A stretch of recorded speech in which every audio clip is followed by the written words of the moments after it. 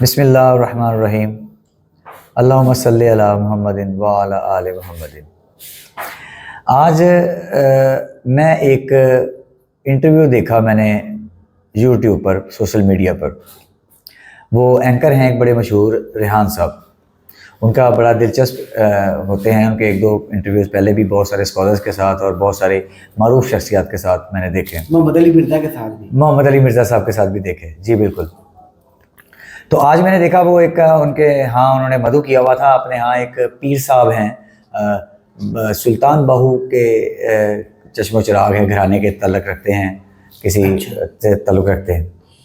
تو وہ ان کا انٹرویو کر رہے تھے، بہت ہی مجھے تو مضحکہ خیز سا وہ انٹرویو لگا، بہت ہی عجیب و غریب سی باتیں تھی کہ بالکل لگا کہ میں اندازہ نہیں کر پا رہا تھا کہ ایک شخص اپنے آپ کو ایک معتبر گھرانے سے ڈکلیئر کر رہا ہے اور اس کے پاس اسلام کا بیسک علم بھی نہیں ہے۔ اچھا جی، اور اینکر صاحب نے ان سے پوچھا کہ کچھ سوالات ایک دو کیے کہ اب ذرا مجھے بتائیے کہ اسلام کے ارکان کیا ہیں، تو وہ اس کو بتانے سے بھی قاصر تھے۔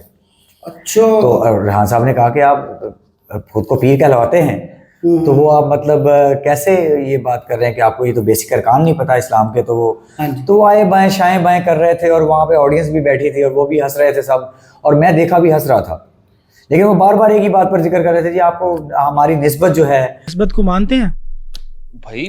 نسبت کو مانتے ہیں، یہ بتائیں۔ آپ کی نسبت ہے حضرت سلطان باہو رحمۃ اللہ علیہ سے؟ بالکل مانتے ہیں نسبت کو، مجھے نسبت ہے آپ کی۔ بالکل۔ میں تقوی کو مانتا ہوں، پرہیزگاری کو مانتا ہوں، میں تو سورہ حجرات کی آیت نمبر 13 کو مانتا ہوں، ان اکرمکم عند اللہ اتقاکم۔ میں وہی آپ کی بات کی طرف ہی آ رہا ہوں۔ مجھے یہ بتائیں کہ نسبت کی رسپیکٹ ہوتی ہے یا نہیں ہوتی، مجھے یہ بتا دیں بس۔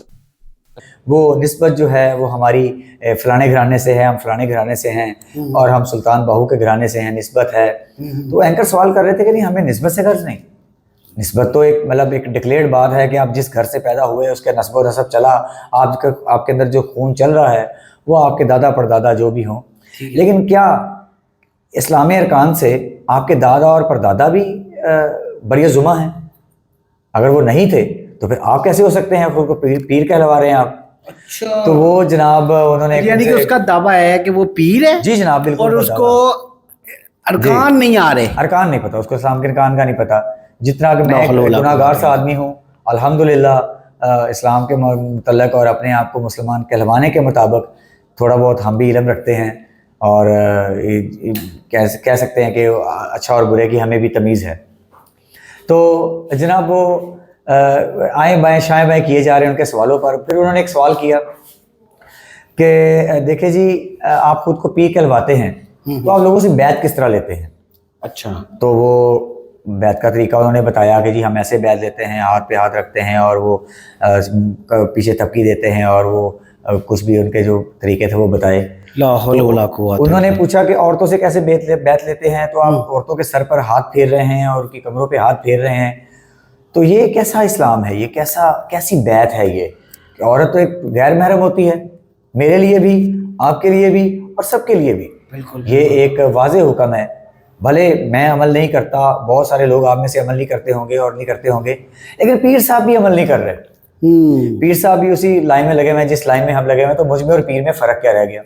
پہلی بات تو یہ آپ یہ سوچیں کہ آپ میں اور پیر میں کیا فرق رہ گیا۔ تو دوسری بات یہ ہے کہ انہوں نے سوال کیا کہ آپ اس کے سر پہ ہاتھ پھیرتے ہیں، تو وہ بڑا ایک دقیانوس سا جواب انہوں نے دیا۔ فرمانے لگے پیر صاحب کہ جی وہ خود سر آگے کر دیتی ہیں۔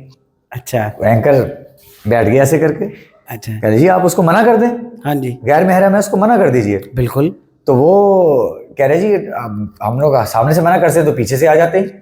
اچھا، جی آپ منع کر دیں نا کہ غیر محرم ہے آپ کے لیے، آپ منع کر دیجئے۔ ہاں، لیکن وہ کہہ رہے جی ہمارے تو چاروں طرف جمکٹا لگا ہوتا ہے، تو وہ اینکر پھر مزے میں آ گیا، کہہ رہے کہ جی ہمارا تو پھر آپ کے تو مزے لگے ہوئے ہیں، آپ تو پھر چاروں طرف سے گھومے ہوئے گھرے ہوئے ہیں۔ تو یہ اس طرح کا، اس کے برعکس ہے، اللہ کے میرے پاس ایک حدیث مبارکہ ہے آپ صلی اللہ علیہ وسلم کی۔ تو آپ صلی اللہ علیہ وسلم جب مسلمان کرتے تھے مشرکین مکہ کو، جی تو وہ مردوں کو ہاتھ میں بیعت کرتے تھے، صحیح، عورتوں کو مگر ہاتھ میں بیعت نہیں کرتے آپ صلی اللہ علیہ وسلم، غیر محرم ہے۔ غیر محرم ہے۔ اچھا دیکھو، عام بندے کا بھی یہ مائنڈ میں آتی ہے یہ بات کہ جب وہ سیدوں کے سردار سید صلی اللہ علیہ وسلم، सैयदों के सरदार सैयद है जी वो औरतों के हाथ में बैत नहीं कर रहे। एक वाकया भी है छोटा सा, जल्दी से जी अगर जी आप टाइम दें तो मैं जी बिल्कुल बिल्कुल बताइए, आप ऑडियंस सुन रहे हैं। अच्छा, वो वाकया इस तरह क्या है कि आप सल्लल्लाहु अलैहि वसल्लम के पास एक औरत थी, उसको पता था कि मुसलमान करने के लिए आप सल्लल्लाहु अलैहि वसल्लम जो है हाथ पे बैत करते हैं, तो उसको ये नहीं पता था कि औरतों पे भी हाथ रखते हैं। जी तो उन्होंने आप सल्लल्लाहु अलैहि वसल्लम अम्मा आयशा के साथ पर्दे के पीछे, और वो औरत पर्दे के दूसरी तरफ आई है। जी ठीक है जी।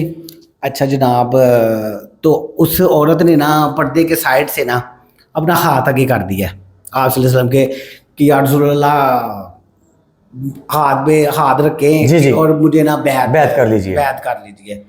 आप सल्लल्लाहु अलैहि वसल्लम गुस्से में आ गए, आप सल्लल्लाहु अलैहि वसल्लम का चेहरा मुबारक गुस्से से लाल हो गया है, और फिर खुद नहीं कहा उनको, उस औरत को, फिर अम्मा आयशा को बोला है कि भाई इसको बोले कि इसको पीछे करो अपना हाथ।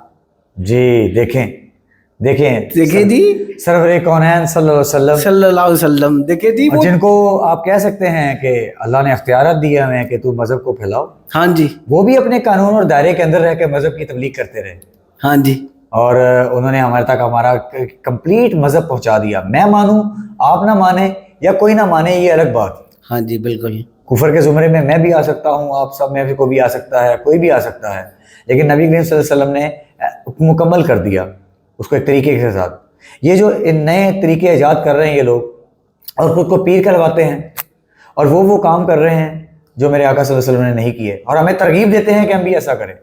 बिल्कुल आप भी सोचिए और हम भी सोचते हैं, और ये हम सब के सोचने का वक्त है।